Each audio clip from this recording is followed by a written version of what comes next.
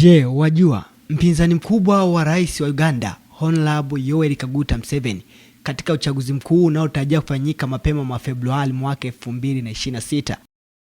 Utoto amekuwa na kujijenga kisiasa katika utawala wa rais huyo. Ndiyo, Honorable Robert Kyagulanyi Ssentamu maarufu kama Bobi Wine alizaliwa tarehe 12 ya mwezi Februari mwaka 1982 akiwa bado kichanga cha miaka 4. Rais Yoweri Kaguta Museveni aliyapata madaraka kuliongoza taifa la Uganda mwaka 1986. Tangu hapo Bobi Wine amekulia, amesoma na kujitambua kisiasa ndani ya mfumo wa utawala wa Rais Museveni.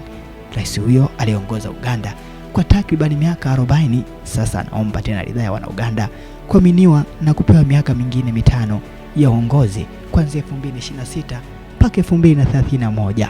Leo hii Bobi Wine aliyekulia ndani ya mfumo wa rais huyo Yoweri Kaguta Museveni anasimama kama mpinzani wake mkuu katika kinyang'anyiro cha urais. Usisahau kusubscribe channel ya Yopa MC kule mjini YouTube. Mimi ni Yona Negus. Don't forget to subscribe.